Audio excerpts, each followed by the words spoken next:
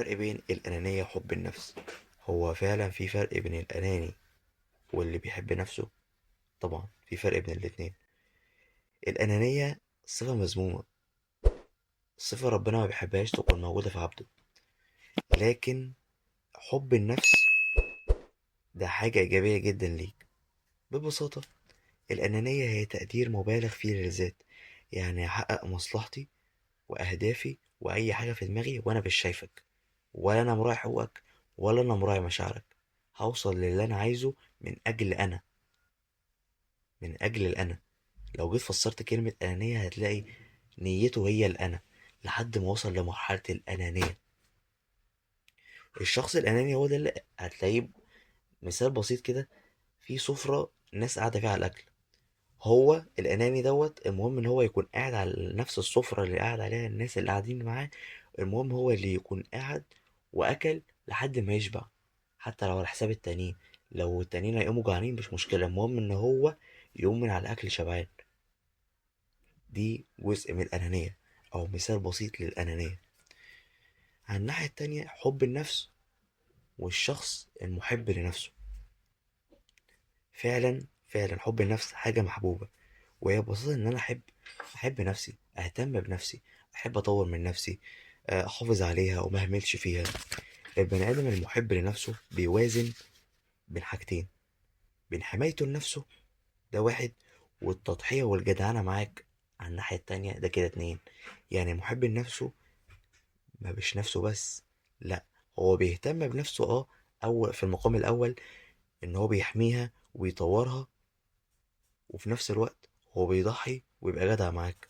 بيحب يكون ليه دور في حياة الناس، بيحب يكون ليه دور إيجابي في حياة الناس، ويساعد ويحط إيد المساعدة ويقول أنت محتاج إيه وأنا معاك.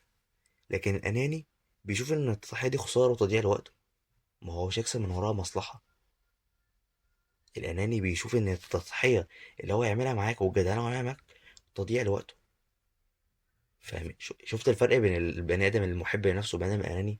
المحب لنفسه هيذاكر ويطمن إنه كويس وهيحل كويس، وبعد كده هيكلمك يطمن عليك، لو انت محتاج اي حاجه يشرحها لك يساعدك فيها. البني ادم الاناني لا، البني ادم الاناني هيذاكر ويخبي عنك المعلومه، لانه ما بيفكرش غير في نفسه، ما بيفكرش غير في اهدافه، بطريقه انانيه، بطريقه بتوصله الانا. انا بس، ومفيش حد تاني هينجح معايا، مفيش اي حد تاني هخليه يكسب معايا، هو بس اللي عايز ينجح. ده البني ادم الاناني. كان البني ادم المحب لنفسه بني آدم بيوازن بين حبه لنفسه وحمايته ليها، وبين هو يساعدك وييسر لك الدنيا. محب لنفسه هيراعي حقوقه وحقوقك معاه، لأنه مش هيخلي نفسه تبقى معتدية على حقوق حد. لكن الأناني قلت لك هو مش شايفك أصلا، هيحقق أهدافه حتى لو على حساب مشاعرك وحقوقك. مشاعرك وحقوقك دول بالنسبة له كأنها هوا، سراب، مش موجودين أصلا. هو هيوصل للي هو عايزه، يعني هيوصل للي هو عايزه. ده البني آدم الأناني. خد بالك برضو إن المحب لنفسه بيحمي حدوده برحمة ولين، لكن الأناني لو فكرت تقرب من أي حاجة تخصه ياكلك. زي ما بيقولوا كده، إيدك لا توحشك. الأناني هيعمل معاك نفس التصرف ده. يعني محب لنفسه هو هيحمي نفسه ونفسه في المقام الأول، بس برحمة ولين. مش هكسر بخاطر اللي قدامي، مش هذله. لكن الأناني لو هيكسر بخاطرك ويذلك. المهم انا قلت لك عن الاناني مصلحته الشخصيه فقط لا غير، لكن المحب لنفسه مصلحته الشخصيه، وهيساعدك انك تنجح معاه، هيطلع بيك، هينجح نفسه وينجحك معاه وياخدك معاه للطريق اللي هو رايحه، الطريق السليم اللي هو رايحه. الاناني لا، الاناني انا بس اللي همشي في الطريق الناجح، محدش يطلع معايا في نفس الطريق. لا لا يا جماعه، الفرق كبير جدا بين حب النفس والانانيه. حب النفس صفه محبوبه شيك، الانانيه صفة مذمومة ومنفرة. ما أنا دلوقتي قدامي شخصين: شخص أناني مش عايز غير مصلحته الشخصية وهو بس اللي ينجح، وشخصية تانية هي عايزة تنجح وعايزة تنجح من نفسها وتطور من نفسها، وفي نفس الوقت هيخلص وهيجي يساعدني وهيمد لي إيده. أنا هختار مين؟ هروح للشخص المحب لنفسه، الشخص اللي هو عايز ينجح نفسه وينجحني معاه. والأناني الناس كلها هتسيبه. انجح بقى مع نفسك. أناني أنت مش همك غير نفسك. ده الفرق بين الاناني والبني ادم الاناني والبني ادم اللي بيحب نفسه. كام يوم كده كنت لسه مخلص شغل وراجع، فالمهم وانا ماشي في الشارع عادي اللي هو بيدخلني على البيت بتاعي، فلقيت راجل مسن عجوز قاعد على الكورنر، قاعد على رصيف كده في الشارع. وفي ايده مبلغ في مبلغ من الفلوس في ايده. فالمهم انا كنت دخلت الشارع، كان في شاب قبليه، الشاب ده كان بيتراوح سنه من 25 ل 30. فالمهم الراجل العجوز دوت وقف الشاب. آه، واللي هو يعني اللي حصل قدامي ان هو طلب منه ان هو يروح يجيب له حاجه يتسحر بيها. راجل عجوز حقه علينا ان احنا نلبي له طلباته ونجيب له الحاجه اللي هو عايزها. ده انا قلت الشاب الطبيعي يعمله. انا اتصدمت، وكان اي حد قدامي كان هيتصدم من رد فعل الشاب. الشاب مره واحده بدأ يزعله، بدأ يعلي صوته. قال له روح يا حاج جيب حاجتك لنفسك يا حاج، العمليه مش ناقصه مش عارف ايه. وبدأ كمان يقل في أدبه معاه في الكلام، وسابه مشى. قال له أنا الأهم، أنا رايح أتسحر أنا كمان. ركز كده معايا في الجملة دي.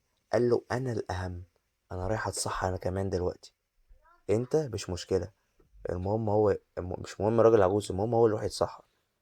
أناني، أناني، أناني. قال له أنا الأهم. أول ما كلمة سمعت ودني لقطت كلمة أنا الأهم، رنت في ودني. أناني. مش مهم معاه الراجل العجوز اللي هو ما الصحراش، اللي مش قادر يروح يجيب سحوره لنفسه. المهم هو المهم هو يروح يتسحر. وزعل الراجل العجوز وكسر بخاطره. ما اكتفاش كمان ان هو فضل نفسه وانانيته على الراجل العجوز، لا وكسر بخاطره وزعله. ما انا قلت لك الاناني هيحقق اهدافه حتى لو هيكسر بخاطرك وهيكسر بمشاعرك، مش هيراعي بمشاعرك ولا هيراعي حقوقك. الشاهد في كلامي كان مثال بسيط جدا للبني ادم الاناني والبني ادم المحب لنفسه. انت شفت رد فعل الاناني كان عامل ازاي؟ كسر بخاطر الراجل العجوز وملبلوش طلبه من اجل مصلحته هو، من اجل مصلحته هو. وفي الاخر قال له انا الاهم، انا اللي لازم اتسحر، انا اللي لازم اتسحر قبليك، انت مش مهم. مش مهم عنده الراجل العجوز اللي قاعد في الشارع اللي هو المفروض يروح يعني حاجه اقل حاجه من عيني يا حاج اروح اجيب لك اللي انت عايزه. بس طبعا ده لو كان محب لنفسه كان يعمل كده. لكن الاناني هو ده فعلا رد فعله، هيكسر بخاطرك وهيكسر بحقوقك ومشاعرك من أجل وصول لهدفه اللي في دماغه. هدفه اللي في دماغه اللي هو الأنا، اللي خلاه يوصل لمرحلة الأنانية، إن نيته هي الأنا بس. كده نكون وصلنا لنهاية حلقتنا النهاردة. يا رب تكون حلقة خفيفة عليكم وتكونوا استفدتوا منها. ولو عجبك الحلقة ما تنساش السبسكرايب واللايك. وبإذن الله قريب جدا جدا جدا قناتنا الجديدة على التيك توك. سلام.